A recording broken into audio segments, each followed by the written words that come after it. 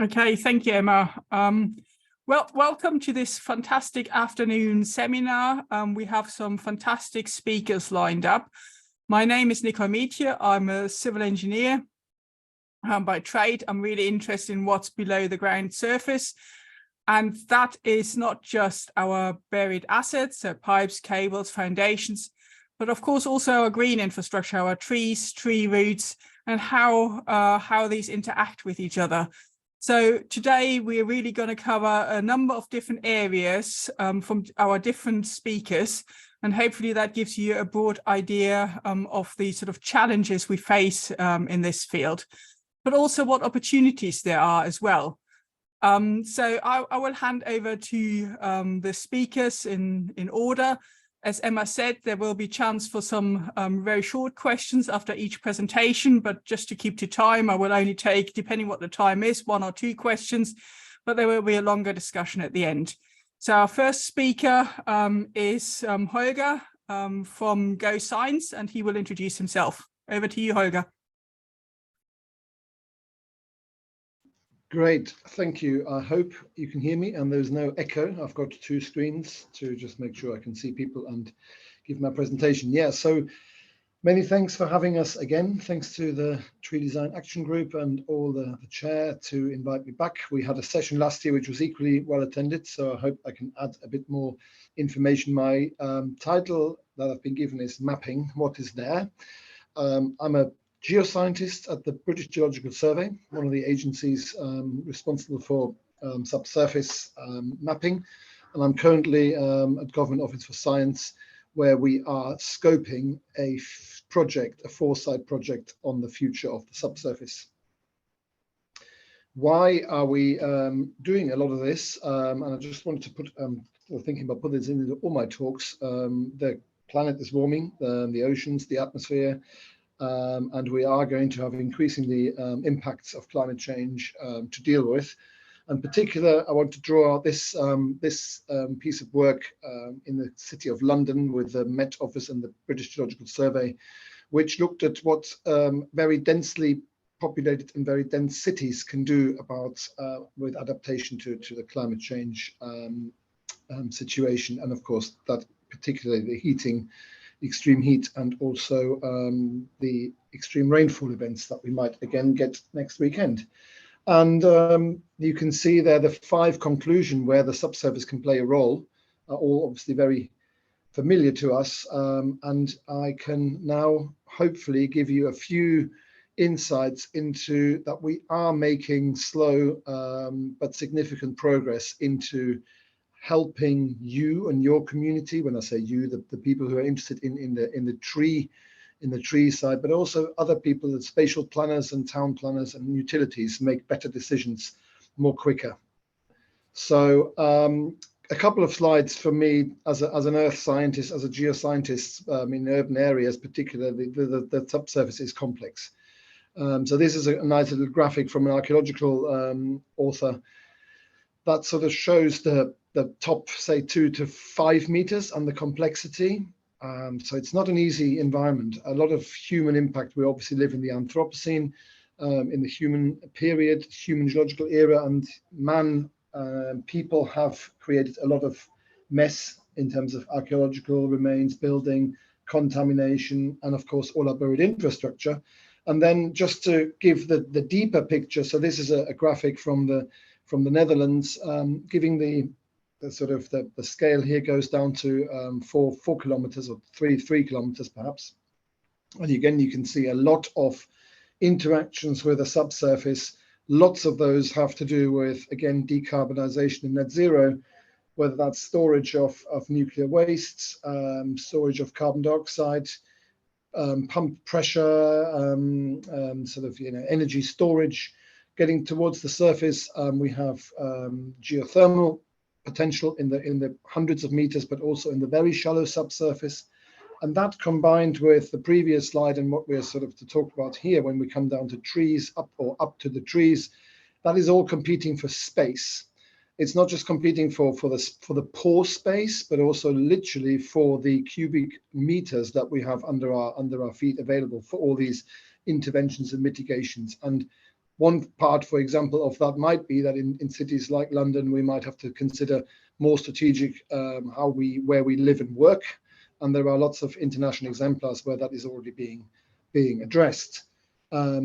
So we are at Go Science. As I said, it is not a fully fledged foresight project yet. We're doing preparation work for a foresight futures project, looking at a systems map of the physical system in the center here, which is what I sort of described. But we also have drivers from the left, and we have institutions who govern, regulate, map, monitor, measure, and interact and operate and own the subsurface space as a whole. And this is all very, very, very interesting because parts of the system, such as geothermal heat and cool, or ownership of space beneath our roads and highways, for example, aren't actually very well defined and very well understood or regulated, certainly. And we have an additional complexity in the United Kingdom, that we have different parts of the United Kingdom have, again, different governance and different structures. So we're trying to map this system out and trying to better understand what is happening, how we can better intervene and better coordinate. So just a couple of examples where we are making progress is that we have many organizations trying to help us with understanding the subsurface. So I now need to share this tab instead. Hopefully that works. Yeah, so we have here a website from the British Geological Survey, which contains the country's accessible records about, I'm just going in randomly somewhere. So we have a good understanding in terms of previous ground investigations. We can get scans of existing records of ground investigations online here as a PDF, but also increasingly, oh, there's a nice little bit of lag here, just waiting for the screen to catch up. So I'm just clicking on one of the scans here at this site, and we can get up, interesting, it's not sharing that site. I'm just going to switch to sharing my entire screen, which is interesting. It doesn't want to show the PDF. You have to believe me that when I click there, a PDF comes up of this ground investigation record. So back to the presentation, which is here. So that's an example of the geological situation. We have an online viewer, we have online data of the rocks and soils beneath our feet, and we have boreholes, ground investigation data available and accessible. I was going to briefly show just a slide on what I've been busy with for the last 5 years at Cabinet Office. We are building a national underground asset register. So I've just talked about the geological register, but now we are looking also at a national single database of all buried utilities, pipes and cables, which will not be accessible, as people on the panel well know, immediately to everyone who needs it. It will initially be accessible to local authorities and utilities, what we might be calling the statutory undertakers. But please check out the National Underground Asset Register. It's an initiative in the Geospatial Commission, now placed in the Department of Science, Innovation and Technology. And we've just launched our strategy, and we are on good track to deliver a national picture of all the pipes and cables in the next couple of years, which should, of course, hopefully be helpful to everyone acting in the subsurface. Finally, I was going to give a quick outlook. I'm going to go to another site, which I need to do share tab instead. So we've been looking across the world for good examples, and I thought I'd just leave you with this story map, which is created by Dutch colleagues, which is basically an Esri implementation of it's called a story map. You can add information about the project, but importantly, you can embed maps and data. Here's the topography. It was a road project that went wrong and had to be realigned, but that is not so important. What I was going to show you is that this is now drawing on web services, hence the slowness. So we have here LiDAR data, we have historic geological map data, and everything I'm showing here is web-based, right? So nothing here is cached on my machine. The historic maps of the Netherlands, and I can show you that this is true because I can zoom literally to anywhere if it's a national data set like here. And then when we come further down in this story, we're looking at the geological data that's information. But what is fascinating and impressive in particular is that when we come to this 3D view in a moment, you will start to see, and this will probably take a few seconds because it's now starting to draw on a whole bunch of other national data sets of the Netherlands. So we can see here, and here they are, the entire national tree data set. As I said, a web service. This is not cached. We can see the national building data set from the equivalent in the Netherlands as from the equivalent of the Ordnance Survey. We can see here what we sometimes refer to as a building information model, right? This is the design of the new bypass or the new bridge. And we can also zoom into the subsurface and start to see what the geological situation is under this bridge. So I'm running this live here. Just to impress on you, this is not just a little viewer that I've got installed. This is live information from the Dutch authorities on trees, houses, topography, bridge design, and the geotechnical and geological properties, silt, clay, peat, and sand, and so forth. So this shows that it can be done. We can have nationally well-mapped subsurface maps. And I think I've done my 14 or 15 minutes, and I'm going to say thanks for listening. Let's keep mapping. Use our national resources that we've got in the United Kingdom, and we're getting better with them.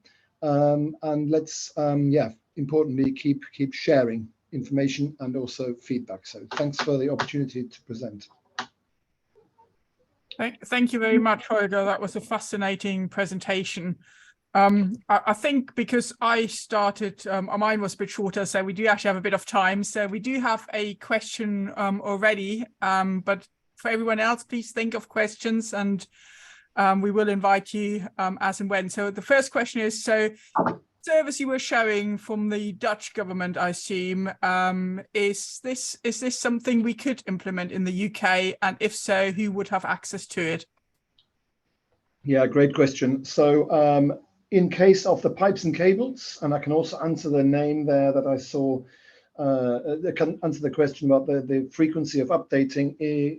We are imitating the Dutch system with the underground asset register, and in that case, access will be limited initially to undertakers of work in the streets, as in the statutory undertakers. On the geological side, what I showed, access is actually very open. So the ground investigation data of the country is available to all of you, as I showed. The data is not 100% comprehensive. We are lacking a lot of shallow investigations and trial pit information, but in that respect, the data is open. Ordnance survey data, LiDAR data, as you know, is relatively open as well. So yes, we are on the way.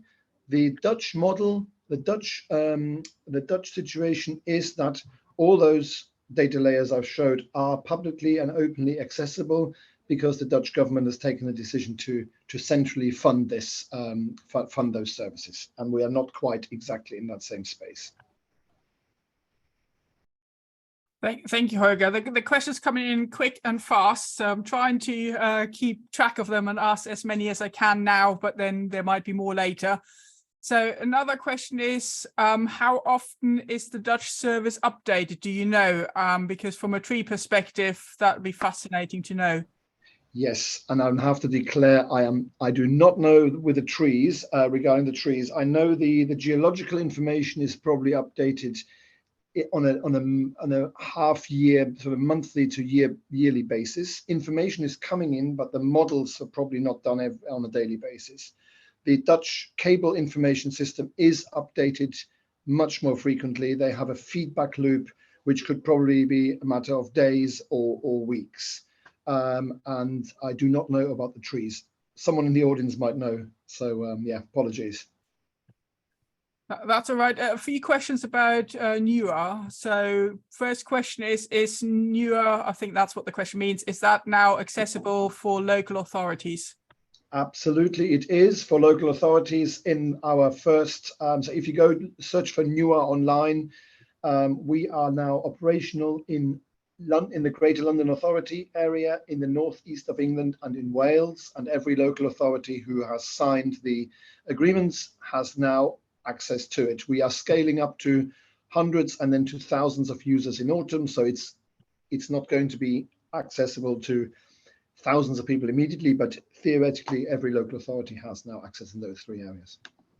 Another newer question is, what's the information based on? Is it C2 statutory undertaker plans? Yes, correct. It is. We are simply reposting and sharing the information that you would otherwise gather from the individual utilities and local authorities. So another comment on this is, but we know that often they are not accurate with respect to especially site level. So yes. How do we overcome this? Superb question. And of course, the first step to making things better is to share, collaborate, and have a look at what's there. So we are absolutely resharing everything, as good or bad as it is. That includes incomplete bits of data like house connections, etc. And the hope is, I was talking to someone in the survey business this morning, where the hope is that over time we will improve data, in particular as we're building in an observation feedback function where you can take pictures. This is all to be worked out with the field staff, pictures, but potentially in the future also put your GPR surveys back into NUA and feed it back up to the asset owners, because we are not responsible as NUA for the quality of the data. That responsibility remains with the people who own and operate the apparatus. So probably the last question that I will read out, and then we can do a few more for you. Do you have any ideas? It's a two-part question. How long it's taken the Dutch government to get to that point, and also how much it costs? So what's the return on investment to make the case for the UK? Superb question. Again, this is multifaceted. I know that the cable, the digital cable information system was started off around 2005, 2007. Initially as a more like a call center where you were sent aggregated PDF packs. They've gone digital 4 or 5 years ago. The Dutch Geological Survey has been digitizing and modeling since for the last 15 years. And the return of investment in terms of the underground asset register is 1 in 30. So we have based on the very good work of Nicole and colleagues herself, we have estimated the benefits to the wider economy to be very high if we have better information about the subsurface, because, for example, we save a lot of inefficiencies, both in the planning and the back office stage, but also potentially on the road by reducing the amount of looking around and digging in the wrong places. But again, happy to follow up with more detail in offline. Yeah, so thank you, Hogan. Thanks for everyone posting questions. I know I haven't got quite around to asking all the questions, but we are a bit ahead of time, and I'm doing this deliberately in the hope that we can therefore have a bit more time at the end to answer a few more questions. But Hogan can probably see some of the questions in the chat as well himself, so there are a few newer questions as well, so he might be able to answer them as he goes along anyway. But thanks a lot, and thanks for these fantastic questions. I think that was really a good discussion. So it's now my pleasure to pass over to introduce our next speaker. So our next speaker is Pete Stevens, who's a senior environmental consultant at AJS Flood Risk Consulting Limited. And Pete will provide a bit more introduction of himself now. Over to you, Pete. Hi. Thanks, Nicole. Yeah, I'm Pete. So I'm environmental consultant in a small consultancy who we were focusing on flood risk management. That my background's more nature conservation and trees. So we're now doing a lot of tree-based work. So today I'll be presenting about findings from a 7-month project I undertook with Kent County Council around trees and utilities. I'll just share the screen.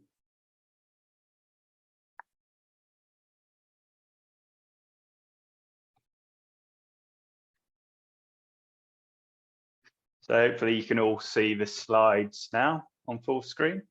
Yeah, okay, perfect.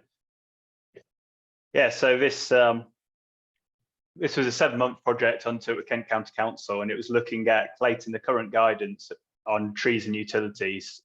So any guidance both from the utility side working around trees and from the tree planting side, planting trees around utilities, understanding the current conflicts between the two, and then researching how to overcome these using existing or emerging solutions. So this project ended in March this year. And we're just awaiting the DEFRA publication panel. So I can't share the report just now, but hopefully it should be imminently published, in which case we can add it to the TDAG website once it's published. So the project I was working on was funded as part of Trees Outside Woodland, which is a £4.5 million government programme, which has just been extended by 2 years. So it was 3 years, and now it's to 2025.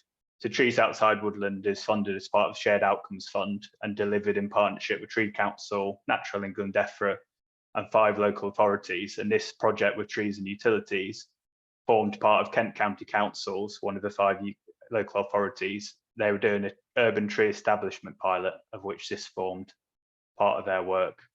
So other programmes for trees outside woodland included agroforestry in Shropshire, community tree nurseries in Norfolk, subsidised tree schemes in Chichester, and trees in the farm landscape in Devon. So for this project around trees and utilities, the data was based on commissioning 2 surveys, one for stakeholders, which was predominantly tree officers, and another for utilities companies to understand how they currently work around each other, trees and utilities. So for this talk, I'm just going to focus on the legislative aspects of the report. So other aspects of the report looked at subsurface and various other things which are covered today by other speakers. So the overall, the main point really from this research is that trees are not currently adequately protected by existing legislation in regards to utility apparatus. So utility operators are what's known as statutory undertakers, and virtually all the legislation goes in the favour of the statutory undertakers. So at the moment, utilities can in effect be laid anywhere. There's guidance, which is non-legislative, around where the utilities should go. But again, this is not legislative, it's just voluntary guidance. And we go into detail in these 4 relevant legislation. So these are the 4 acts that specifically mention trees and utilities together. So start with the Electricity Act. This one just states that electricity companies can require the felling or lopping of trees that obstruct or interfere with the workings of their lines or which constitute danger. The Town and Country Planning Act, the relevant legislation here is this is where tree preservation orders are legislated, but there's a key in part 3 of this act, there is exceptions, and statutory undertakers are exempt from all legislation as part of tree preservation orders. So it doesn't apply to them, so they can undertake work to trees with a tree preservation order without prior permissions as others would with tree preservation orders. So they can do this to undertake work for repairs to current infrastructure or new infrastructure. And this is across all operational land. And operational land here is defined as anywhere which has or has the potential to have utilities. So in effect, it's anywhere really, which can be added where utilities are utilised now or may be added in the future. New roads and street acts. So this relevant part of this legislation is that there is various ways that streets can be designated as special engineering roads, and this gives a few more powers to the local authority when it comes to street works in those areas. They can advise that certain utilities are laid in a different street, but this power can only be used for specific strategic traffic needs. So for instance, when there's high traffic flow, trying to avoid disturbance. However, under the Flood and Water Management Act 2010, a street can be designated for its SUDs, which is sustainable drainage schemes. So this could potentially be one way in which legislation can be used to better protect trees, where the SUDs has trees as part of it.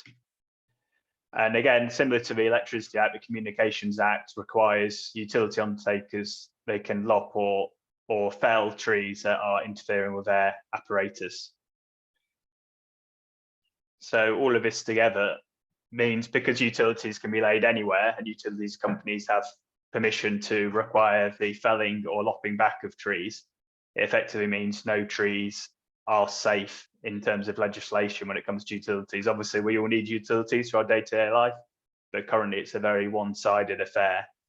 And as Holger touched upon, you know, the underground is currently very unregulated, so it means there's not really not much forward planning in terms of different utilities working together and different infrastructure being placed together. So in effect, it means less and less space for trees, and even established trees are not safe from future disturbance. So as well as the legislative background, I'll quickly go through the current guidance. So this is what I was referring to, the voluntary guidance for utilities companies on where utilities should be placed. So it's a recommended minimum depths, but utilities companies can place utilities higher up if they feel the need. And there's been many cases during my research where utilities had been laid just below surface. But even if guidance is followed for virtually everything apart from oil and fuel pipelines, it's in the top 60 centimeters of soil. And in terms of trees, this is where the majority of tree roots are found. Trees will go down deeper in search of water and nutrition, but the majority of the roots tend to be found in the top 600 millimeters. So in terms of the conflict, it means that utilities and trees are nearly always sharing the same space. There's other guidance for utilities companies working around trees. So the first one is the Streetworks UK Volume 4, which is guidelines for planning and installation of utility apparatus. So this has got really good information about the root system of trees and how different damages can affect the tree's health, both now and in the future. It sets out root protection area and do's and don'ts in terms of the root protection area, which is different levels of wear. So for instance, within the first couple of meters of a trunk of a tree, not doing any work, all digging to be done by hand, and then further back, not storing materials or operating machinery in the wider root zone. And it's accompanied by an operative's handbook, which is a very easy to use, quick document just outlining the tree protection, the root protection area. So this guidance is good, it's well received. It needs updating. It was published in 2007. And this is potentially now on the cards in the next couple of years to update this guidance, but it is voluntary. So there's no legislative reason for this guidance to be followed, although it is best practice. The other relevant guidance is British standard for trees in relation to design, demolition, construction.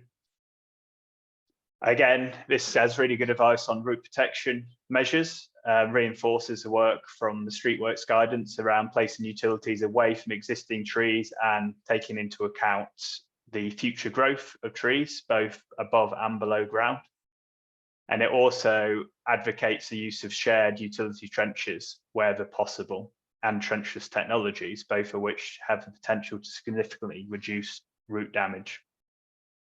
Again, it's well received both by utilities companies and tree officers, but it is voluntary.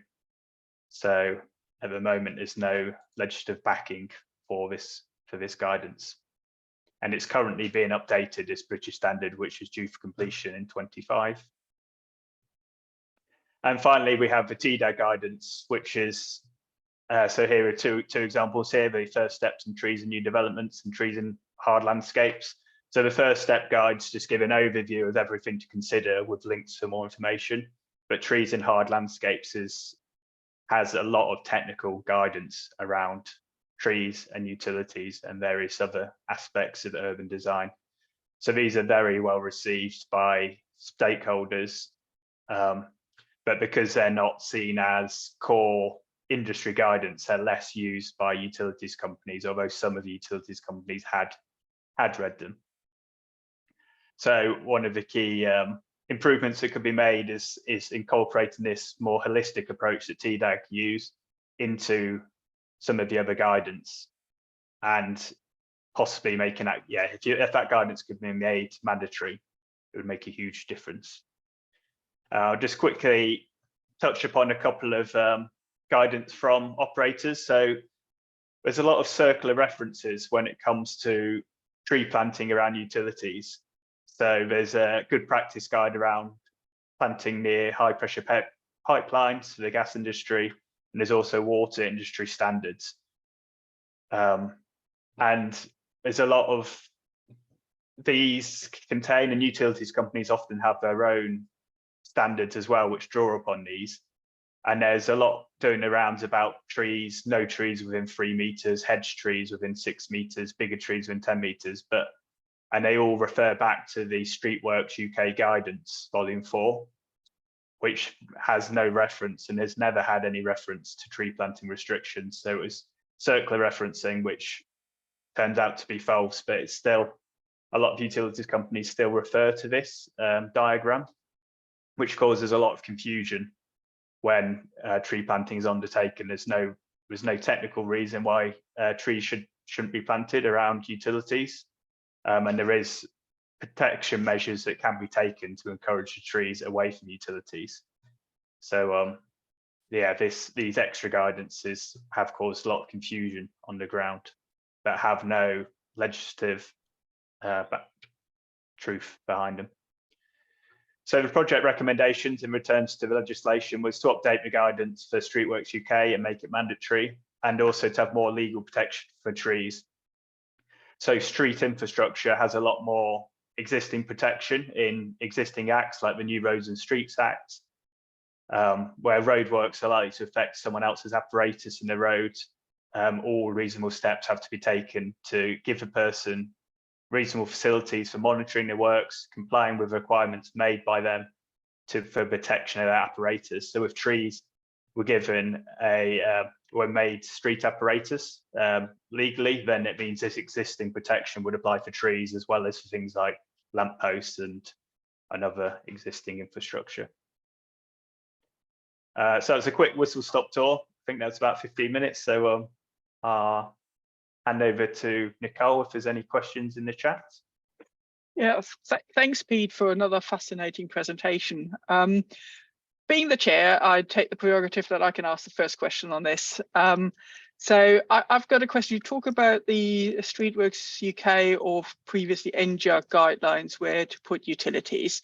Do you actually think there is the space to do so, and it is actually feasible, even if this was made mandatory? Could we actually put them so much offset, so much at certain depths?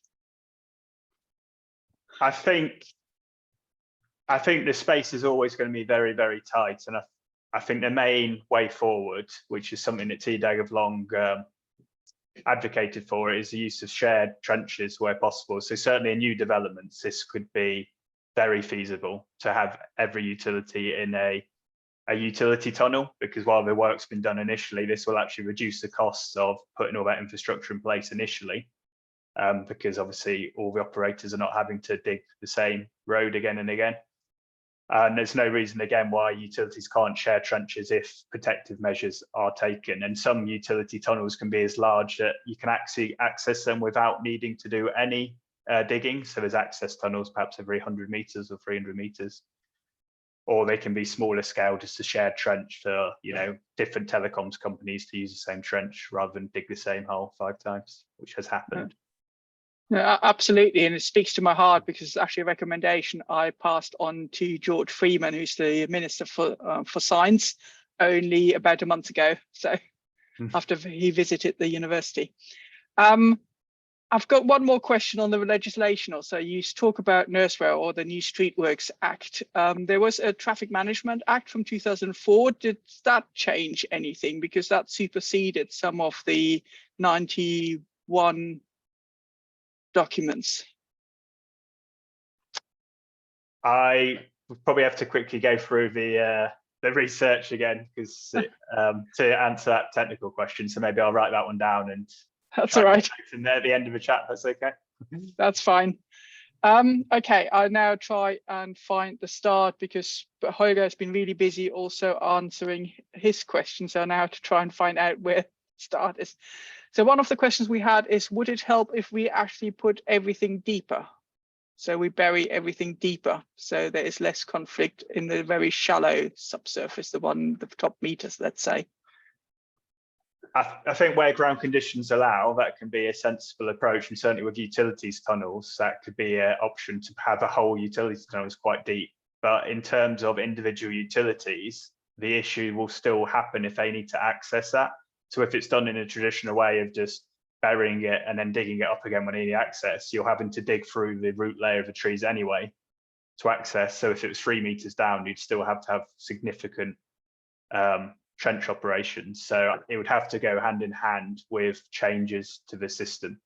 It can't just be a case of just stick it lower down and yeah, okay. It's more of a damages when things are being accessed rather than direct conflict when they're not. Okay, I think Holger wants to come in and add a bit. Yeah, just briefly, of course, if we go deeper, then we enter other people's spheres where there's competition for space. So, for example, talking to the Crossrail 2 design team, which is only relevant in London at the moment, but other deeper infrastructure is then competing for more space, and it gets more and more difficult that way. So it needs to be done holistically, of course, and coordinated. No, absolutely. Space is limited, so we just have to see how we try to avoid impacting on other use of the underground space. So I've got one question which talks about the Highways Act 1980, which overrides some of these internal guidance notes. Have you come across the Highways Act from 1980? Yeah, that was covered again. Yeah, as part of the project. So if there's any specifics about that, again, I can delve into the research database and pull that out. Right, it keeps jumping around a bit because questions come in as so quick. Is there an issue with reinstatement with shared utilities? If a reinstatement fails, then which utility is responsible? No, there is no issue. So I spoke widely with utilities companies. Somewhere of the not willing to work with others because they said, oh, there's difficulties in reinstatement. But then when I spoke to Cadent Gas, who have a reinstatement and collaboration specialist, he said there's no issue whatsoever. He said when they do the joint works, they just agree who's taking responsibility for which part, and then that company is responsible. So they just have to. So it's just an agreement between utilities companies when the work goes on, and then it's exactly the same as it would be if they'd done it themselves. So again, with collaboration, it's behavioural change rather than, there's no technical reasons why collaboration doesn't work.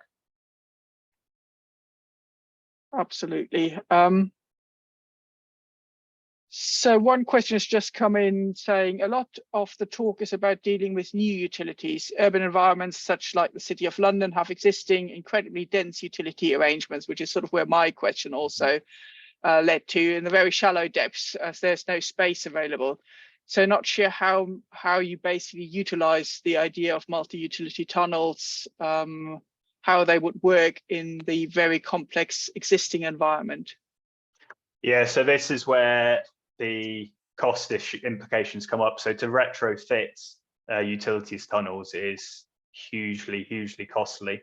I think the only way to make it economically viable would be when schemes are going ahead. So if the whole street is being redeveloped, use that opportunity to instate a utilities tunnel in that street and then eventually connect all the dots.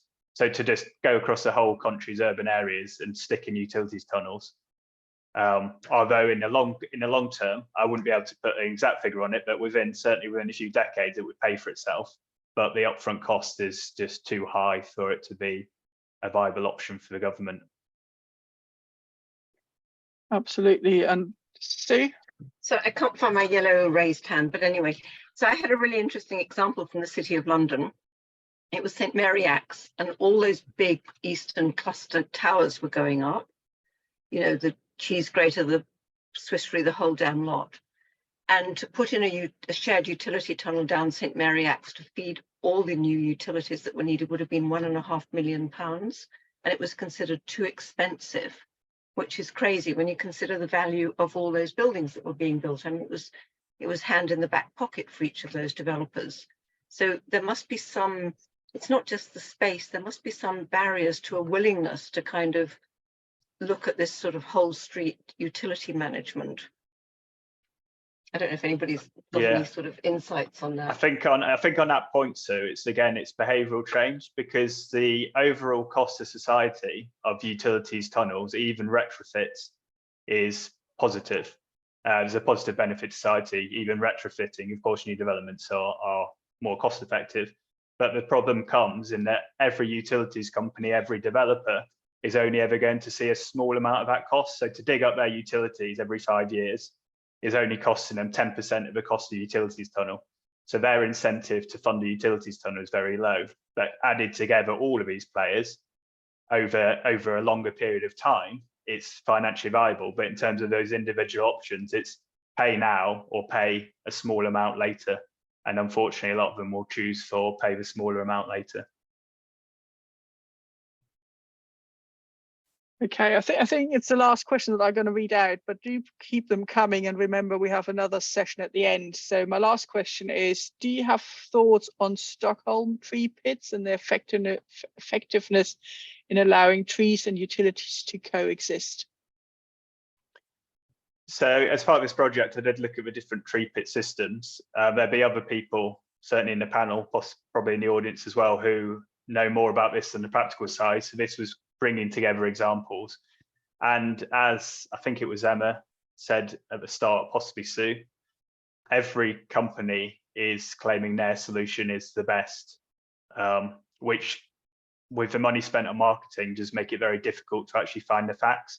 There has been some cross-comparison studies looking at Stockholm tree pits, blue-green Urban's tree pits, but getting the data from these is quite difficult. And the companies themselves sometimes just publish partial data on their part, because obviously they don't want to lose market share. So I think there's definitely a place for all the tree pit systems in the right place, but I would hand over to an expert in the implementation of those to add more detail.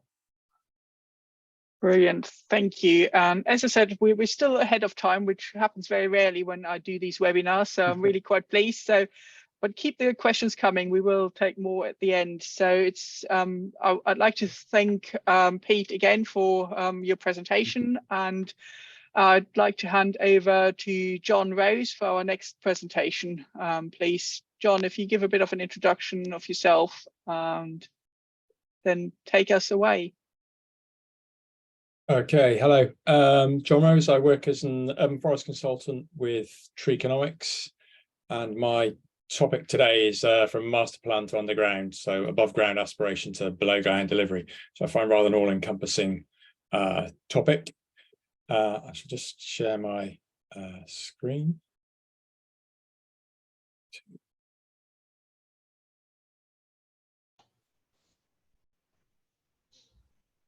Does that work? Yes. Okay, great. So, so to continue sort of introduction, we think of ourselves as sort of experts in urban forest assessment and master planning. Carried out the first iTree eco study in the UK in Torbay with others, and that's just been repeated on its 10th anniversary. That's got some really interesting findings. Fewer trees and more canopy. So it's available online. You can go and check that out. It feels counterintuitive for some. We were one of 3 consultancies supporting the delivery of the Urban Forest Master Plan for Birmingham, which is one of the things I'm going to touch on today.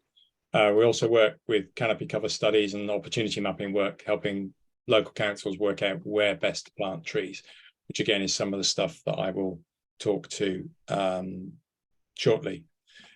So the benefits of trees. One of these webinars don't feel full without a poster looking a little bit like this. I think probably everybody's seen something like this before. Whilst good to remember, the reason I put it on the screen today is to make sort of the following point. There are 20 or so ecosystem services articulated on that screen, all identified by the Common International Classification of Ecosystem Services, to give it its full title. But between them, they can each operate as valid touch points and common ground for virtually every other department, organization that's out there, never mind the benefits that accrue to us as individuals. And on today's topic, we've got two major groups of users. There are at least two major groups of users of real estate underneath, below ground, in terms of power and water utilities, which you come up against frequently. We know that tree canopies capture water before it hits the ground and help reduce surface flooding, which is something forecast to become ever more common as we go forward. That's a common agenda item with the water companies, something they are needing to deal with. Trees also provide shade and wind protection to buildings, reducing the need for power, heat and cool them. Again, that's a common agenda item with the power providers, who again have that challenge in terms of our overall consumption. At a more nuanced level, if you start to look at things like trees in SUDs or shifting transport modes through greener corridors, pedestrian routes, you come up with new things. The point is, every one of them provides an opportunity for a conversation with people who don't work with trees every day, but kind of a huge influence on what happens with them. So this is sort of Birmingham's Forest Master Plan, is one of the first in the UK, using the model that was used for this currently with Belfast. And they at the moment they've just gone through a public consultation round, having gone through a very thorough sort of set of workshops and stakeholder engagement. So key question is, what is an urban forest master plan? One way to articulate it is it provides the information, recommendations and resources needed to effectively and proactively manage and grow a city's urban forest.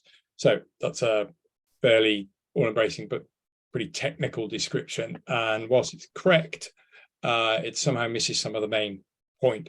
So it does actually serve a much greater purpose. It provides a shared vision for the future of the urban forest to sort of inspire and engage stakeholders in the care and protection of trees, and the plan for how we do that. Quick point on names. Why an urban forest master plan? Why not just tree strategy? Well, tree strategy has been around for a little while.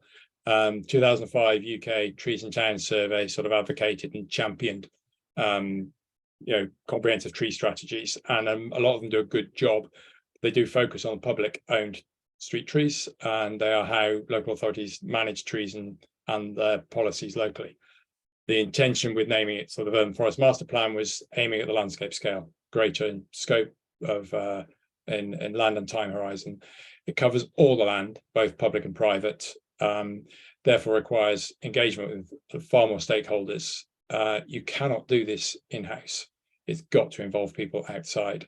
And the remit is not just proactively management of the trees, it's a much longer term shared vision. That then takes you into timescales that function beyond things like the political framework. You've got to work across party boundaries. Again, a more inclusive approach to stakeholder management is needed. That takes time, money, or both, months rather than weeks to create. And the outlook is decades rather than budget cycles. It's a very different animal. It's a useful tool for tackling the challenges: climate resilience in urban areas, environmental justice, equitable access to green space. What we call it matters a little bit less. You'll have heard of the Trees and Woodland Strategy initiative from the Tree Council, and this is an example of what's been advocated within this, and you'll find the Birmingham work as one of their case studies. So in terms of what we learned from Birmingham, stakeholder management is utterly critical, and it takes time. You've got to get on with it and get going with it, setting up a core group to get stuff done. And key to that is allowing time to speak to people before you bring them into a big workshop. And for a lot of speaking partners, it's the first time that they've been invited to have a view on what goes on. And that saves a lot of time later. One key question is, who are these stakeholders? A simple answer is anyone who could be or thinks they could be impacted by the end result. And in practice, that's the other directorates, departments within the council, definitely highways and planning, but also health, education, charities, NGOs, local community groups, local businesses, especially major employers, and of course, utility companies and those who are looking for that shared space on the ground. Now, some stakeholders, as we kind of already maybe heard this morning, can appear opposed to trees per se. So why invite them in? Well, you've got to deal with them at some point, and it's much better to do it at the planning stage and the talking stage than at the digging stage. And their worlds are also complex. They've got their own things to deal with. They've probably got a lot to teach us. And by coming together, we're far more likely to get to a workable outcome. And fundamentally, engaging with stakeholders means you can do more with less. You get to do it faster. The second big thread is policy review. So once you set up the timeline of planning and you get involved, and it's these things all need to be refined as we go along. The first thing we do is look for the linkages with what else is out there, what's at a bigger level, linking to international, European, national, and local policy to the urban forest. Things like supplementary development guidelines, 25-year environment plan, its 5-year update, national planning and policy framework, anything else that's out there. If a council's declared a climate emergency, you can link to that. You're looking for linkages and shared or overlapping goals with others. And that allows you to draw a line from policy to performance indicators. And that facilitates cooperation, and it also opens up funding pots. So one of the early successes from Birmingham's case was securing £250,000 worth of urban forest accelerator funding. And then the third point is looking for a shared vision. And the key point here is shared. So it's a foundation for an urban forest master plan as something, it's the hook at the top that everybody can buy into. They may have slightly different interpretations as you come down, but it's the one common piece of common ground. So that's a fairly wordy one within Birmingham, having more trees for Birmingham that delivers benefits for health, nature, and climate change for all the communities within the city now and in the future as part of an inclusive and sustainable urban forest. Doesn't have to be that way. You can be a lot shorter and punchier if you want. Here's one from Merseyside. We believe Merseyside and North Cheshire can become one of the best places in the country to live. Very difficult to argue with a statement like that. You can do a lot if everybody kind of buys into the high level picture. So moving from the big strategy, overall master plan down into kind of bringing things a bit more to the ground.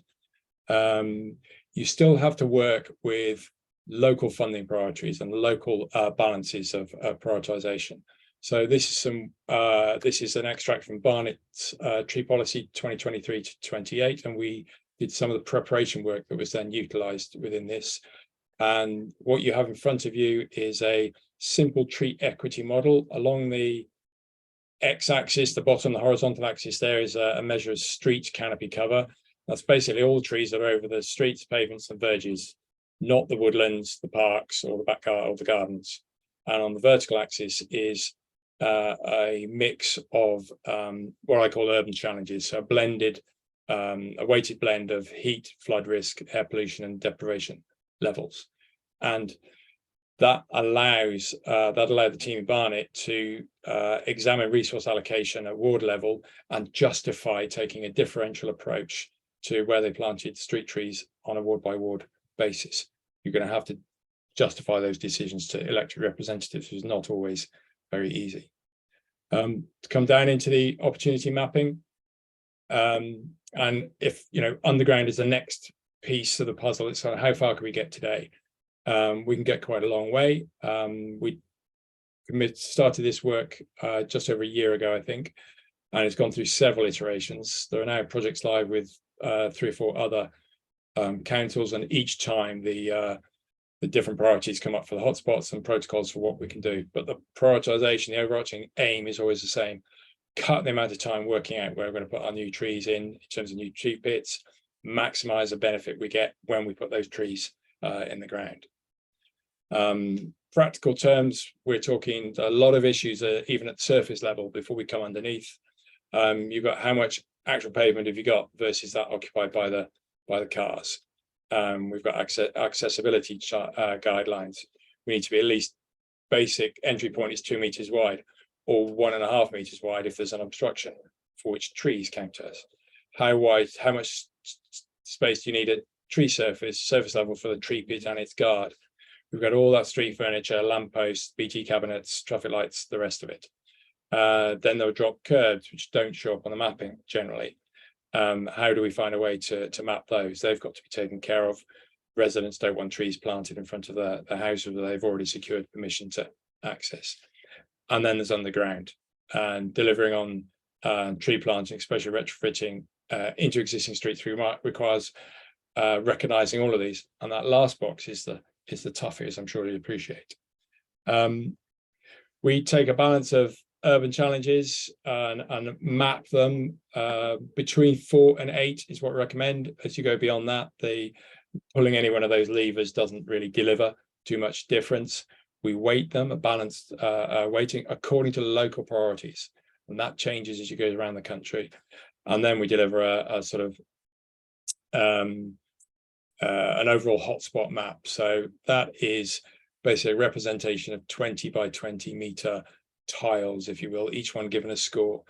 And then when we come to the mapping element, that will determine whether or not a tree is given, that location is given priority. Starts to allow a narrow down of opportunities. To do that, mapping basic criteria, we understand how much pavement and verge we've got, understand it by width in terms of and again, that's down to local priorities. You may decide you've got more space within town centres or suburbs, and the same principles apply underneath. We take out all the constraints that we can get our hands on. Visibility splays that are a big concern of highways for driving, existing tree canopy, including the local inventory. So what has been planted in recent times that won't show up on any sort of satellite mapping, street furniture, the lampposts, the curb drop downs, as I've mentioned before. And then we determine tree sites. So we overlap a grid, that grid space to how your minimum spacing for tree planting, whether that's 5 meters, 6 meters, 10 meters, 5 meters in Barnett's case. And then we assign where the overlaps are between what's left after those constraints have been taken care of, provides us our potential tree sites. We then bring the hotspot mapping and overlay it over the entire thing again and colour each of those tree spots with or give it a priority, which allows us to get our big bang for the buck. And then we can cut it by any relevant ownership layers. In London, that would be cutting out the TfL layer, for example. End spot is something that looks like this, detailed potential tree planting sites. And that's delivered as a set of sort of high resolution PDF maps, whatever are the practical tools that who's going to be working with this information can work with. Set of GIS layers, or as simple as I need a list of streets with telling me how many sites are on each one by priority.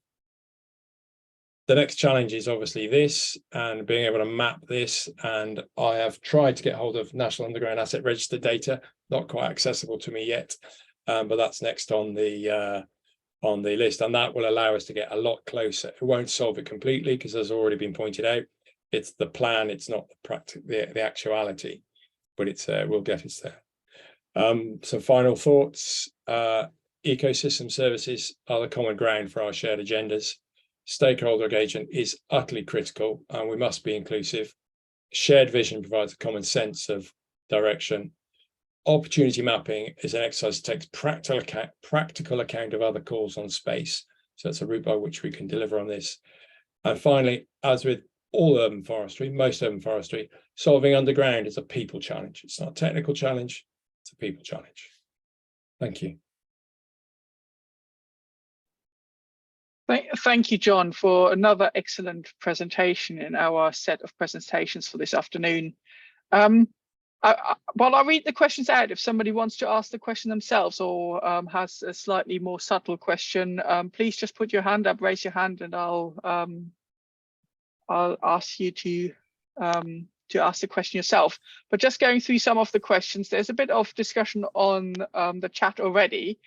But there is one comment is love trees. However, we have to be mindful of tree root damage to an adjacent property. Let's say we have a hypothetical situation where even though a tree has been there in excess of 60, 70 years, an alleged damaged building extension less than 10 years, we are held liable even though we were there first. How do we balance that risk against benefits of trees in highways? Any thoughts on that, John?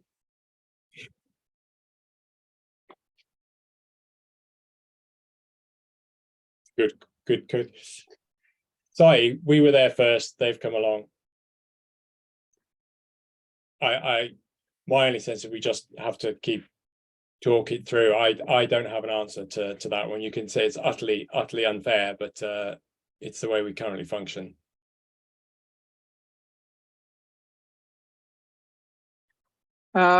Yeah, I think there were some suggestions that maybe the iStruck E has updated their guidelines and actually suggesting that there might be a need for looking at the foundations of the buildings a bit more. I think Sue's putting her hand up. Do you want to elaborate on this? I was going to say that several of us were on the tree chapter for this. It hasn't come out yet, the iStruck E document, but it's on its way. And going alongside that is working with NHBC about reconsidering their chapter 4.2 on foundations, because you can't want everything and then not make the situation in which things can be delivered. So, you know, if one wants to have trees for all the reasons that John's expressed, all the benefits they give, you have to actually work with the circumstances. So I'm really interested, John Rowley, in the idea that the trees aren't regarded as an existing condition, just like any other element. If you were building a new extension or any other thing, is John there? I mean, how did the argument run on this particular one? Are you there, John? I am, yes. Sorry, yeah. just how did it run on that? Yeah, how did it run on that one? Because it seems, you know, what else might have been there as a precondition which you can happily ignore? Yeah, I mean, clearly this, I say this firmly, tongue-in-cheek, this isn't an actual situation, obviously, because we can't discuss things, but should it have been a live one? Yeah, that was my argument. The guy should have designed his foundations accordingly, knowing that this tree was within 5-6 meters of his conservatory. But we just seem to roll over and go, yeah, case law gives them protection. And my view was, no, you've caused your own problems, go away. Unfortunately, I wasn't allowed to use that argument. Because I would have loved to have, said, you know, you should have been mindful of that when you built it. Of course, conservatories aren't covered under, you know, needing planning permission, are they necessarily, if they're a shed in effect. So one of the warranty companies is now actually saying that everything should be of a similar standard, so you don't have these differentials between one set of foundation standards required by building regs and another set where you've been able to get away with inadequate sort of provision. So I think there's things there that need to be better understood before your hypothetical case becomes real and you have to really be able to argue in favor of the tree. Yeah, I appreciate that. Yeah, I mean, again, I don't even think conservatories that have an external door out into them, I don't think they're covered under building regs either. They're again just a temporary structure. So, which again should have dismissed any claim this guy would have had against us anyway, you know. But unfortunately, not, much to my annoyance. So we need to empower tree officers to be able to muster the legal arguments. Or we need to clarify what the legal arguments should be so that they're well armed to deal with them. Yeah.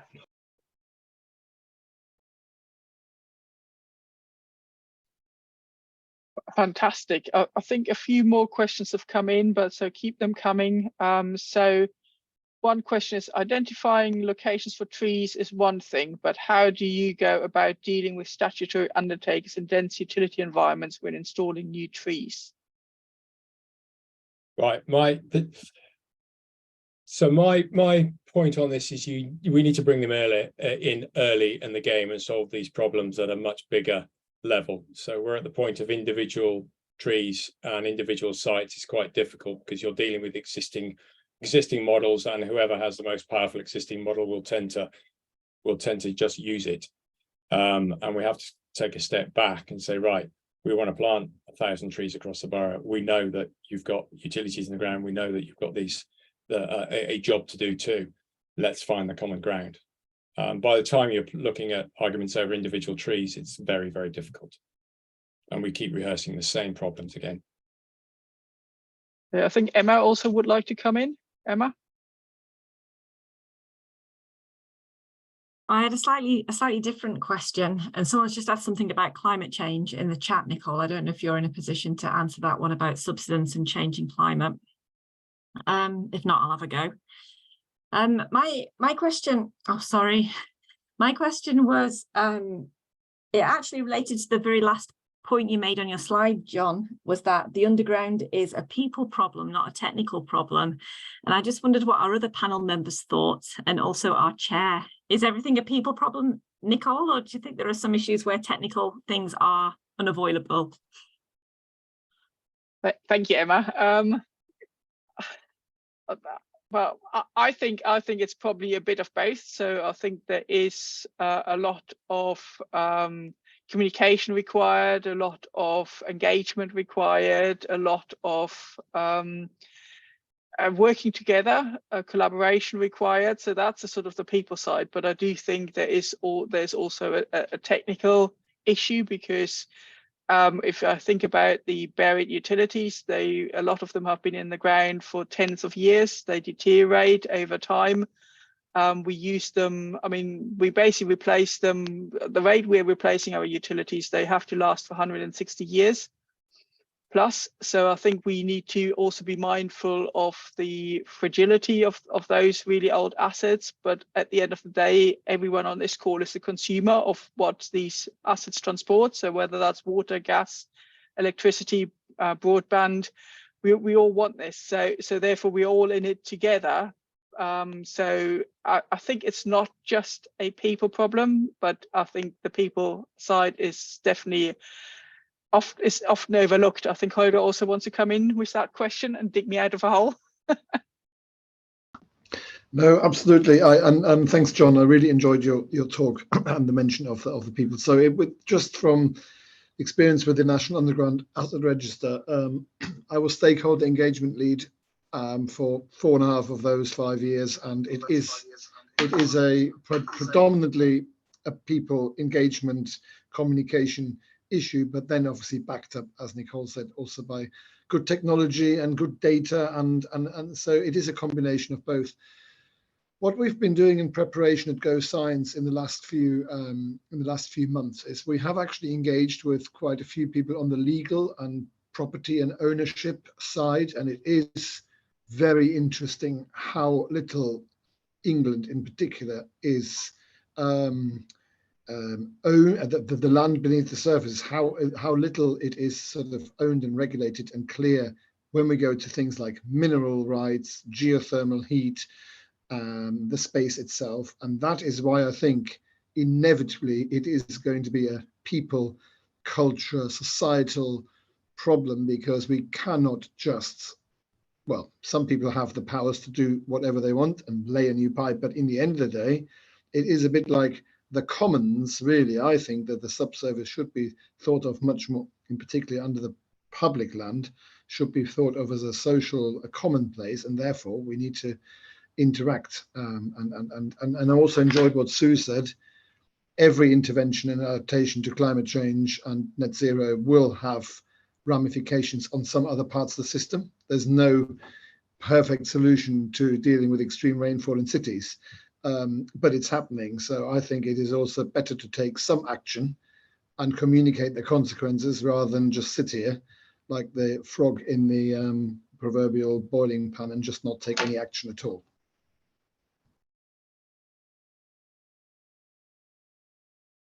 Any more questions, Emma? I don't think so. I was just thinking how best to answer the question related to climate change, because our climate is changing. Winters will be warmer and milder, summers will be hotter, and we will have more extreme heavy rainfall events and they're happening more frequently. So we have a lot of heavy rainfall events where a lot of rainfall falls within a short period of time. What this means for subsidence, I'm less sure about. I guess if the ground is drier, less water will penetrate. But perhaps if it's hotter temperatures, the ground will dry out quicker. I really don't know the answer to that question. I don't know if any of our other panel members or audience do. Yeah, so I'm going to put in the chat, very timely, the British Geological Survey has just published some papers on the impact of climate change, 0.009. Well, latest data they had to predict impact climate change on swell shrink of soils. Now, of course, the issue is that this is the natural occurring soil. Of course, in some places in urban areas, the infrastructure might not be in the natural soil, but in anthropogenic material. And there's all sorts of caveats there, but there is definitely going to be an increase in subsidence, as according to this report. Isn't there also the point that as we get more and more heavy rain events, shrinkable soils that might not have suffered from getting overly wet and therefore shrinking and contracting and expanding and so on, and now doing that, because Tim Farewell's maps at our TDAG session showed that on the whole, subsidence is kind of moving northwards up the country. So there's a kind of combination of things are actually happening that are probably going to increase the incidence of subsidence in places that haven't previously had it. I think we do have to be mindful, though, that in cities we often talk about hard standing surfaces. So it's often surface runoff. So we have more rain, but it will not necessarily infiltrate into the ground. So I think it's a very complicated problem. It's not just linear. We get more rain, we have more water in the ground, because I don't think that's what's necessarily happening. But if you have roots, not tree roots, but if you have actually roots where the water can penetrate, whether that's cracks in the surface or so, potholes, then you will get more water infiltrating into the ground. But also, if people have got gardens and things, I mean, they are going to get. Yeah. And that's where their vegetation is and where some of these things can happen. But also the other problem with cities is that everybody's wanting to pave over their gardens, their front gardens, to park their cars. And I don't think they recognise yet the incredible consequences that's going to have. So that's quite interesting, because I come from Germany, and in the city of Hanover, they've just been told, all house owners have just been told that they have to get rid of their gravel driveways, and they can't have it because it looks, even though the water might infiltrate, but the way it looks, so they have to actually change it back. And there's been legislation, and people have been taken to court. The only problem is that they've been taken to court by the city, and the city has areas in its own right where they have gravel areas. So it's a bit of, but they're at least trying that. Anyway, when we were ahead of time, I think we're now slightly behind time, but I think this discussion is really excellent, and we've probably got quite a lot of questions already answered. So I would like to just hand over to the last speaker. Our last speaker is Keith, who will also introduce himself. But Keith is from the he's an urban forestry director at, you pronounce this. I'm German, I can't pronounce that. I'll do it. Fine. Yeah, I'm Keith Saker. I'm Arboriculture Urban Forestry Director at Bartram Trees. I'm a trustee of Tree Economics, so I know John very well. I'm a trustee of the Trees and Design Action Group, so I know Sue very well and Emma very well. And equally, I'm a trustee of the Arboriculture Association. So that's me to start with. So what I will do is now I will share screen, or attempt to share screen. So that should be full screen for you. Could somebody nod and say, yes, that's full screen for you? Yes. Brilliant. Okay, fine. So root barriers or root deflectors, or whichever commercial descriptor you choose to use. This is a personal view. And a personal view, which I think, I don't know, it's going to come over and maybe sound prejudiced against the use of root barriers, but it's not meant to. But I spent some time trawling the internet looking for various images, and it was very noticeable that anything that was associated with root barriers always showed the planting of a young tree. And the efficacy of the root barrier was demonstrated by looking at the young tree. Now let's see if this is not appearing to move on. Oh yes. Have you lost that view? Yes, it's just a black. There we go. It's come back now. Okay, great. That must have been a problem here rather than a problem with you. So here I say there is no way I'm going to sit in front of you this afternoon and pretend to be an expert in the use of root barriers or root deflectors. Root barriers, root deflectors are offered by numerous manufacturers. And here you have 3 photographic examples of root barriers in different situations, root deflectors in different situations. So my point is, the theory is a simple one which suggests tree roots can either be stopped from or diverted away from areas where tree roots cause damage to hard surface building structures or indeed utilities. And they can be very extreme, and the barriers themselves can either be incredibly complex, as with this model here, or incredibly simple, as with this model here. And the problem to footpaths, to services, to buildings manifests itself in many, many ways. And it's not for me to claim that any of the solutions on offer actually work or not. I think that would be exceedingly arrogant, as there is evidence to suggest that in certain situations, root barriers do work. But I would go back to that point, is we tend to illustrate or demonstrate by referral to new or recent planting, as opposed to mature trees that have had root barriers or the like installed some years past. And when I say recent, I think we have to start thinking in tree time, because we're looking at things that are in the ground for 20, 30 years at the moment, whereas we're hoping to plant trees that have lifetimes of 60, 100, 120 or more years in the urban environment. So I think there's a series of questions. I'm not going to deny there is certainly evidence, and some would say it's overwhelming, that the solutions offered by the various manufacturers work. And if they mean trees can be planted successfully now in situations that would otherwise not be able to have trees planted, then who am I to contradict? There are lots of concerns that I have around the old discussion of root barriers and root development, particularly as trees move beyond a certain age and a certain developmental stage. So I think it's worth having a look at this, approaching the solutions with caution, and introduce a few thoughts for consideration. The first point has already been mentioned. All of the solutions offered involve a product, and therefore product mythology. How real or otherwise is that product mythology remains to be seen. But there is, quite rightly, I think it was, who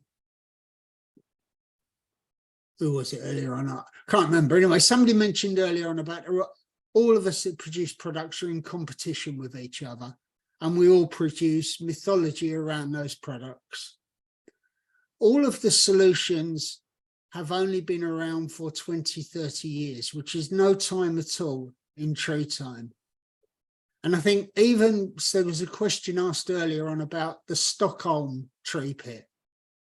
I think we have to remember that even the Stockholm system is only, the oldest trees are 20 years in the ground. So, and then we have to think that root development growth is opportunistic, with roots growing into spaces where conditions are favourable. And I think we often lose sight of what we mean by favourable conditions. And we often get wrapped up with the idea of soil type, we get wrapped up in the idea of water. The most limiting factor in my experience, and others might argue with me, is that it's the breathability of the soil. It's the potential for gaseous exchange. Can the root system breathe? And one of the arguments in favour of the Stockholm system, and it's been central to their thinking, is that they create a soil or a substrate environment where there is plenty of room for gaseous exchange and air between the particles within the earth. And I think the other thing we have to look at is any barrier will inevitably influence the radial development of the root system. Now, I think you have to think about what that means. And I've got some examples as I go through. So if we think it's now widely accepted that tree roots are opportunistic and develop where soil conditions are favourable. This is usually to a depth of around 900 millimetres, 900, and this is where gaseous exchange is optimised. Below this depth, you will generally find anaerobic conditions beginning to develop. And it's generally accepted, and I think proven, that root development is reduced or non-existent in areas where there are anaerobic conditions, the presence of a potential for gaseous exchange. And it's arguable that root barriers that are deeper than 900 millimetres and completely surround a tree, as is shown in this diagram, in fact containerise that tree in the landscape. And I think what we've got to look at is, and we're all familiar with it, here are the problems associated with containerisation and root circling.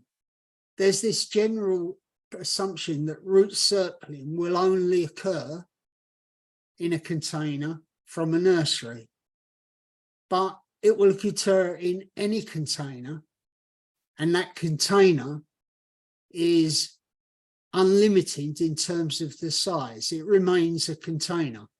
So here are some for examples, and all these are from containerized trees.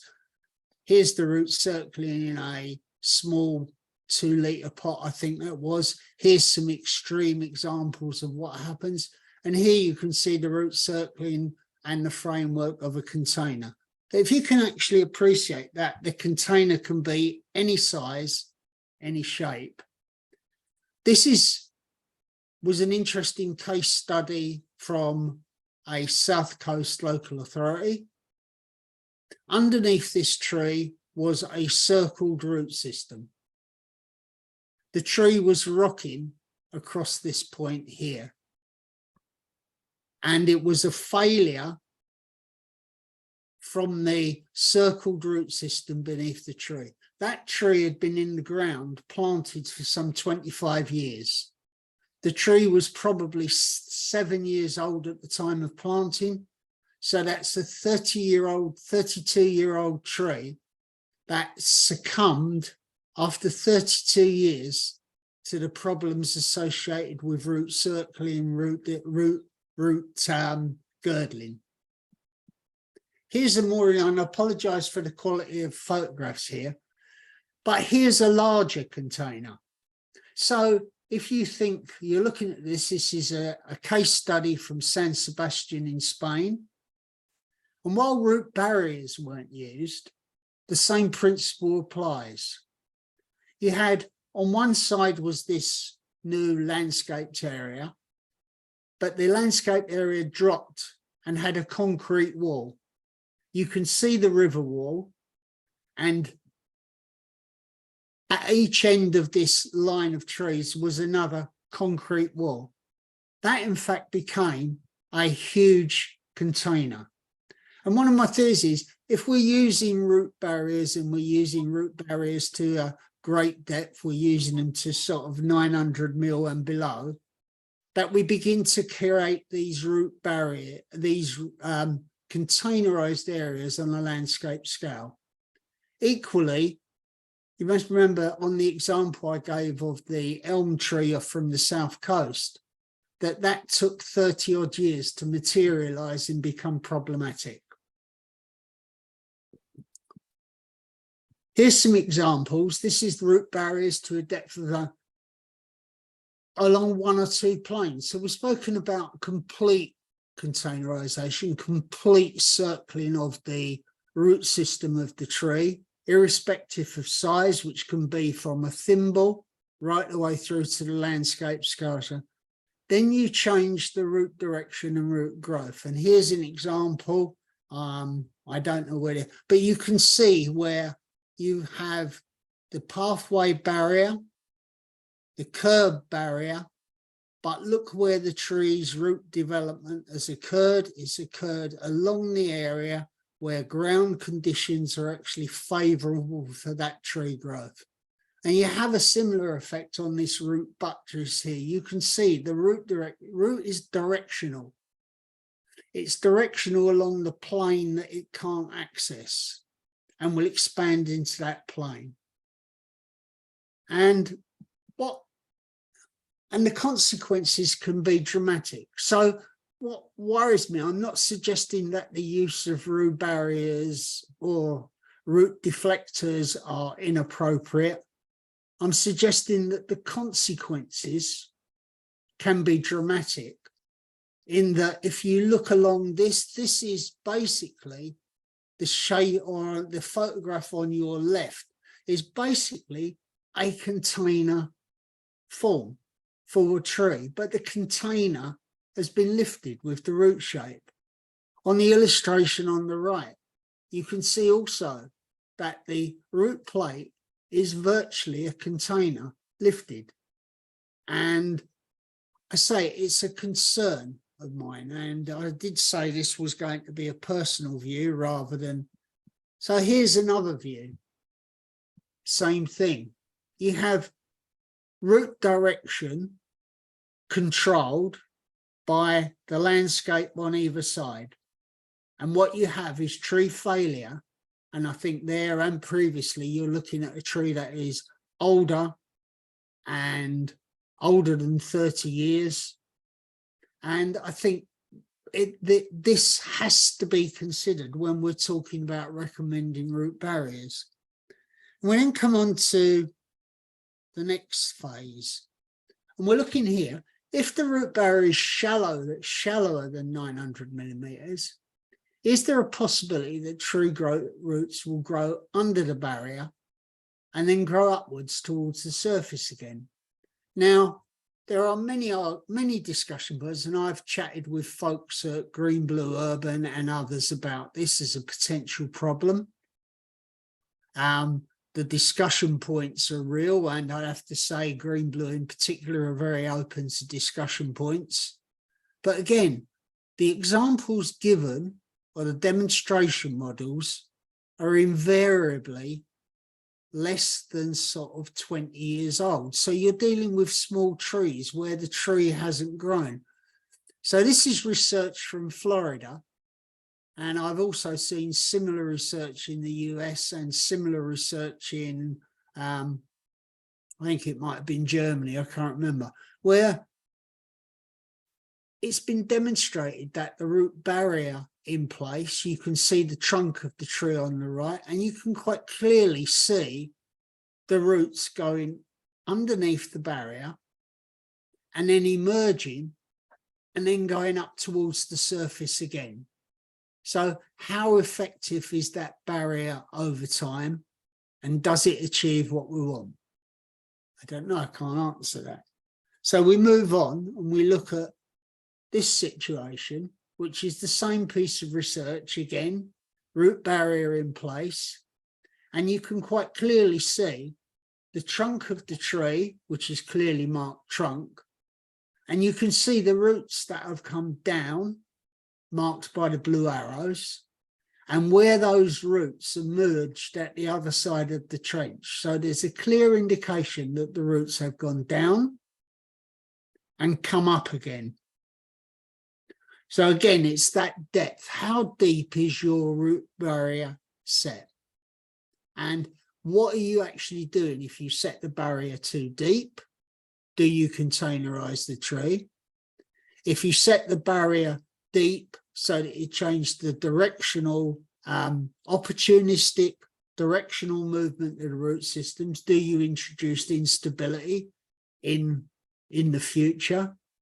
Or do you just put the barrier in and there you have root development under the barrier, and then the root system will opportunistically move through the soil profile to where growing conditions are favourable, and invariably that means the potential for gaseous exchange or oxygen delivered. So I forgot to look at the time.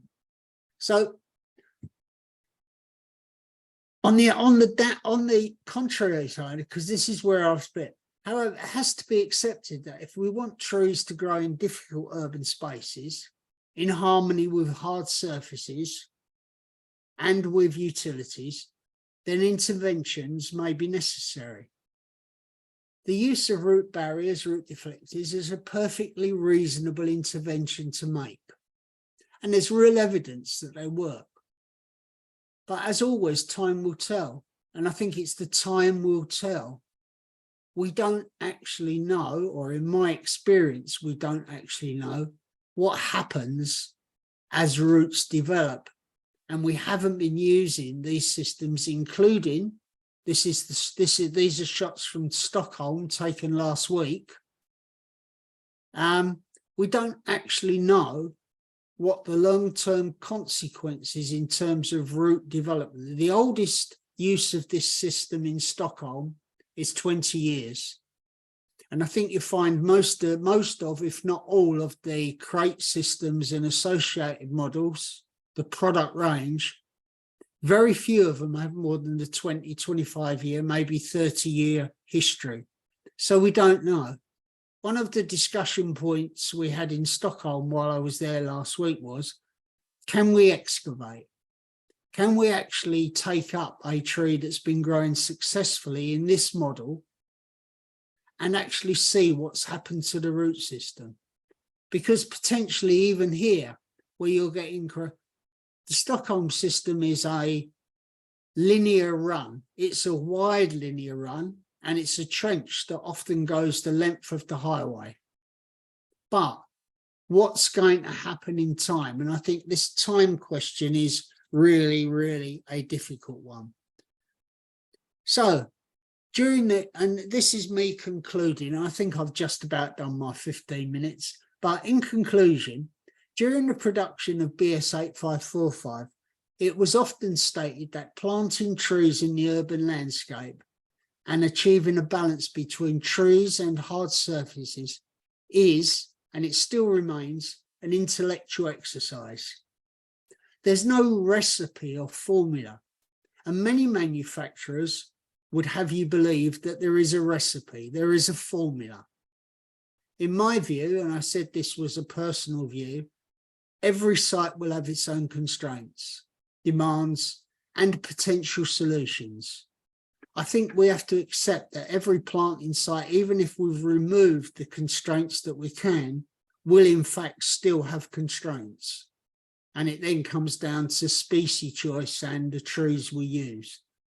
But I think if there's a takeaway message, what I've been saying, I'm sorry this hasn't been an intensive discussion of root barriers, but I think the important thing from my view, there is no cut and paste solution. In my view, it's not good enough to just go to a manufacturer or go to the Stockholm formula and say, this is what we're going to do. Every site is going to be different, and there are going to be solutions that can be modified. And very often in all of this, we forget about what the tree needs. Yet it's the tree we actually want at the end of the day. So I think that's about 15 minutes. It might be a little less, but that's me done. So thanks for listening, and I'm happy to take questions now. Thank you, Keith. Another exciting presentation, and I do have a number of questions for you. So one of the questions was, if you use these tree barriers, would tree husbandry, so cutting them, help at all? Yeah, you mean cutting the crown? Yes.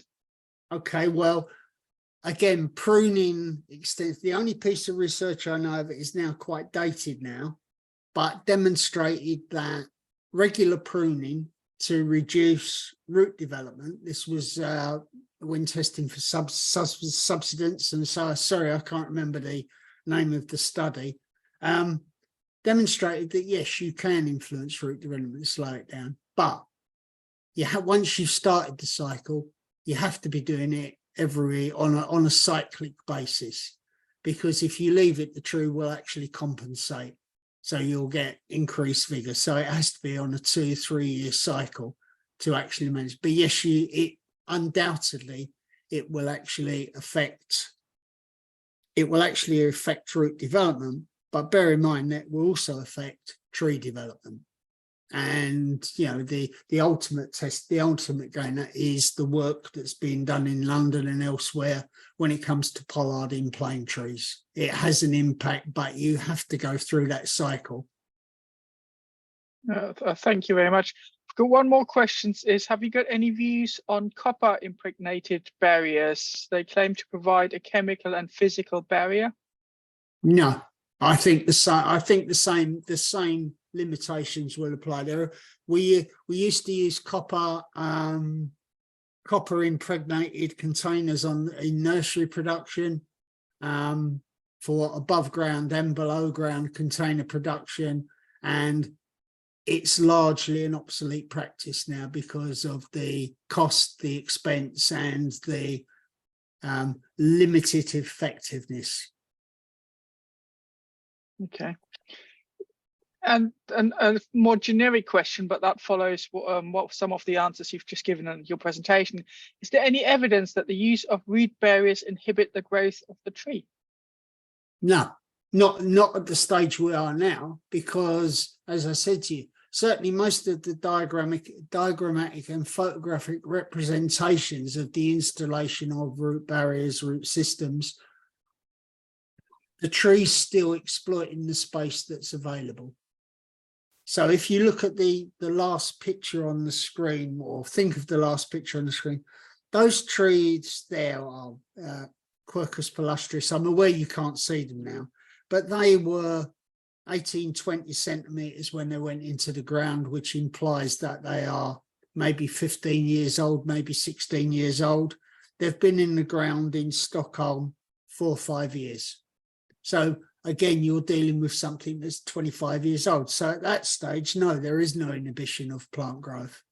Again, it comes to what's going to happen with the material we're using now in 25 years' time. What are the limitations? We don't know. So Holger has put his hand up as well, and then I'll move on to Sue to ask all her questions as well. But Holger first. You're muted. Muted, Holger. Sorry, I've got a more general question, but if you're still in flow of detail question, then just keep going. I just want to get one question in before I lose everyone from the call. I just have a terribly little technical question, the difference keys between root barriers and root deflectors.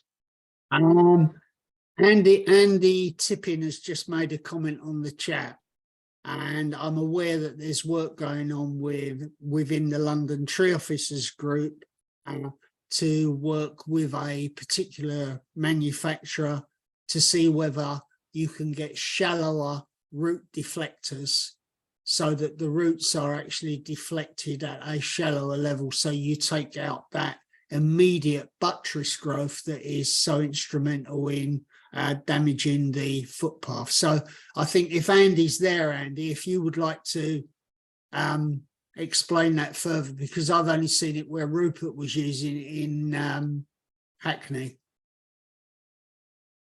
Yeah, I think Pat's working with Green Blue. Can you hear me? Yeah, that's great.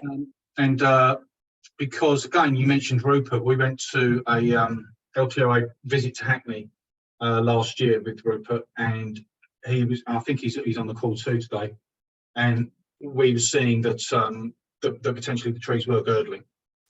Mm-hmm. And so, and also, I mean, because we're looking to put these things in, but my big question was,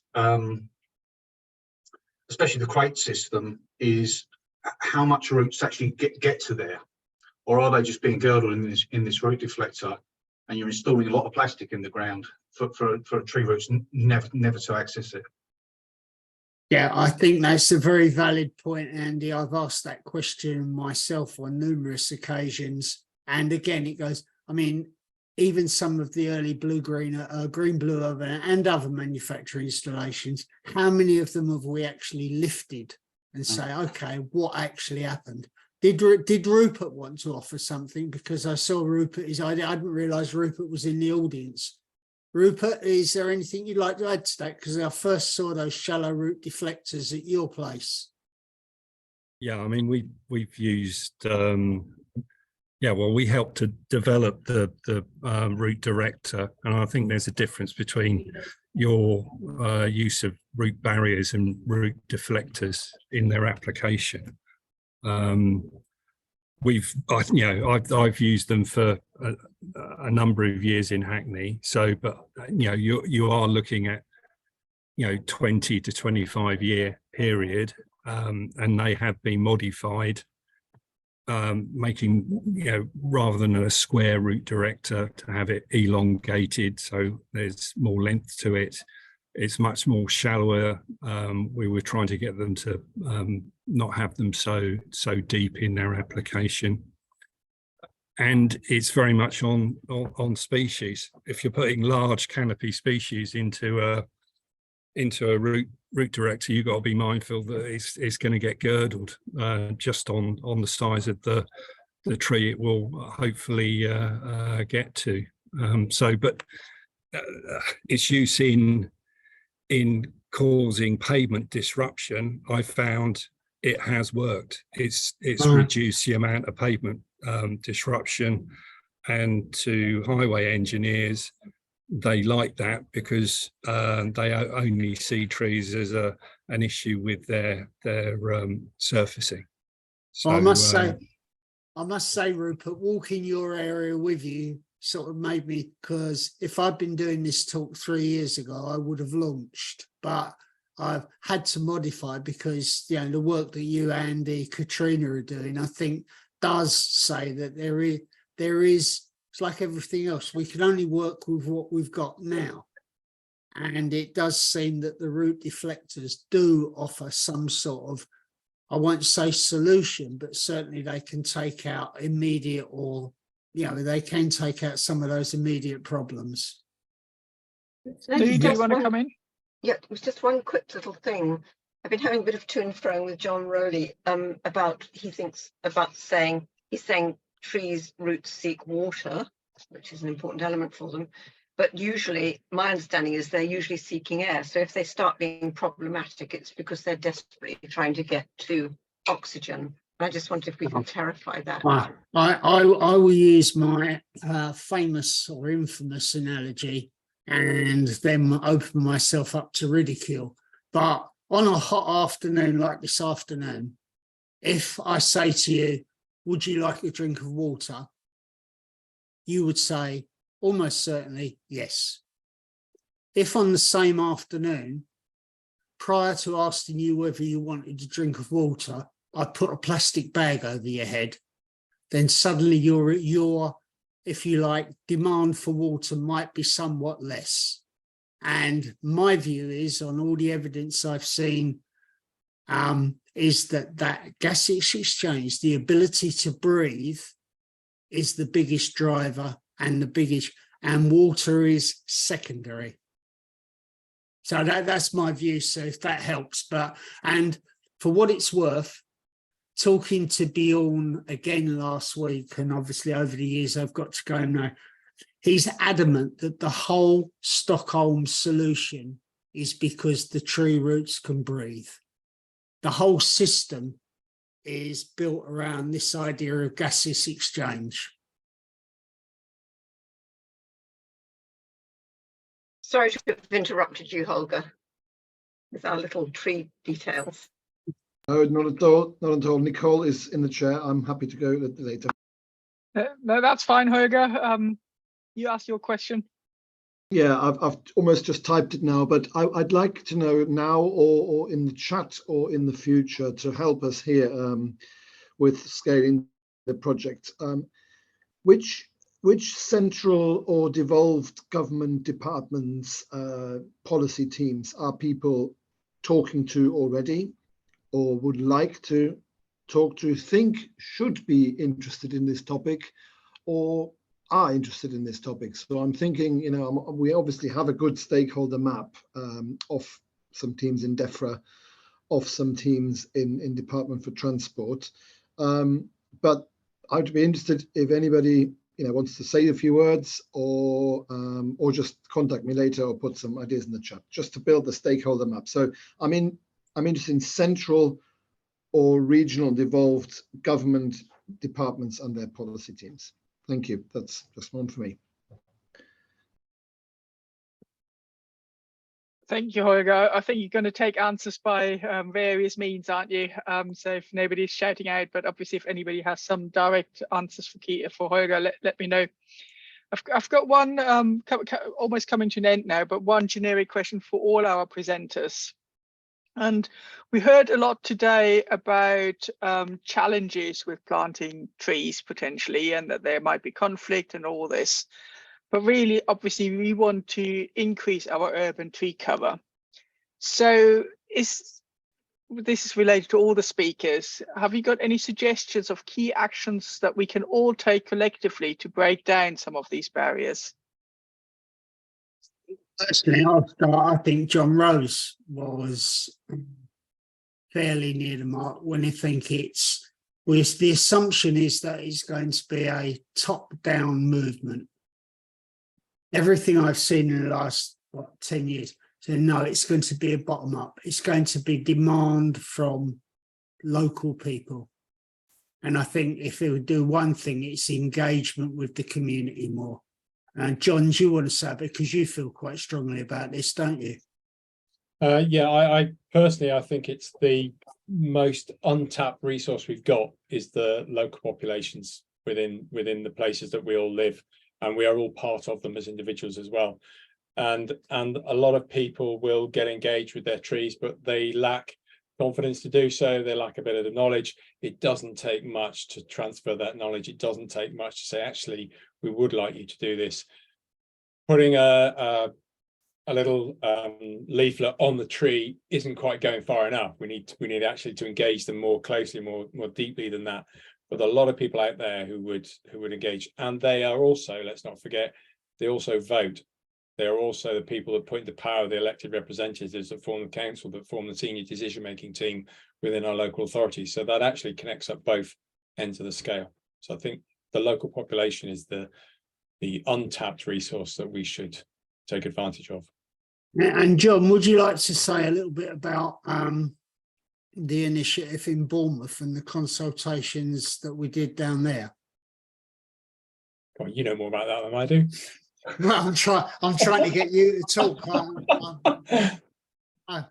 Hold on, Nicole's coming in now. Yeah, at Bournemouth, it was really interesting. We had extensive consultations. We asked people to produce diagrammatic representations of how they saw the urban forest. We started to piece together their different visions for the urban forest.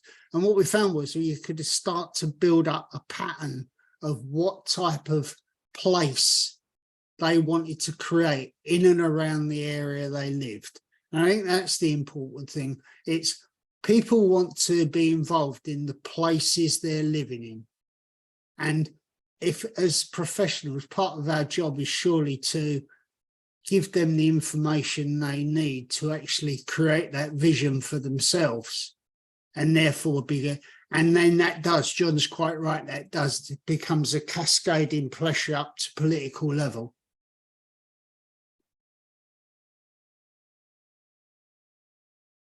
You'll be glad to know I've finished now. I think Emma had one sort of overarching question as well. Emma, do you want to ask it directly? I do, but Holger has his hand up, so I just wondered if you were coming back. Sorry, I missed that, Holger. Yeah, no worries. Just a quick one to follow on then, and totally. So the underground asset register is again a case study of it was a bottom-up groundswell of loads of initiatives across the country saying we do actually need to have better digital maps of pipes and cables. So there was that. So Keith and John, I totally agree. And then, but at some points there needs to be, it can only go so far. And at some point we do need, whether it's a national data set or a national initiative or national rules and regulations, because I think to scale it and make the big impact across the whole nation, I think at some point we need top-down initiatives and guidelines, or whatever you want to call it, as well. So, and when the two happen, then of course it's the perfect scenario. Holger, who do you think, based on your new experience, who do you think we need to lobby in government?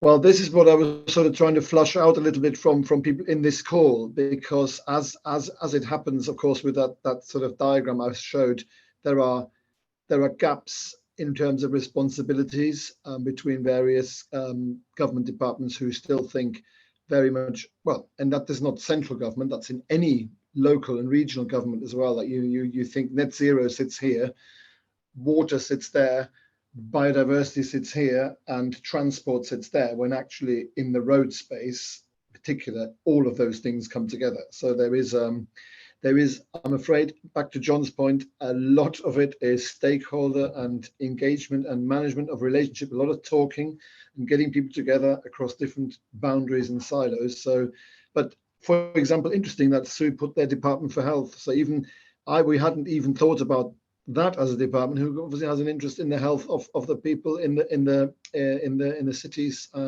So yeah, no one in particular, Nicole. I'm afraid it's probably everyone. Thank you, Holger. Emma, do you want to follow this up? Sure. So Holger mentioned top-down like mandates to get things moving, and in November, I think it is, biodiversity net gain will become mandatory for local authorities. So I just wondered what some of our panelists thought that would mean for trees and utilities, because Pete presented a lot of the legislation that's gone before, but I wonder, does biodiversity net gain supersede this? You know, does it give trees more rights?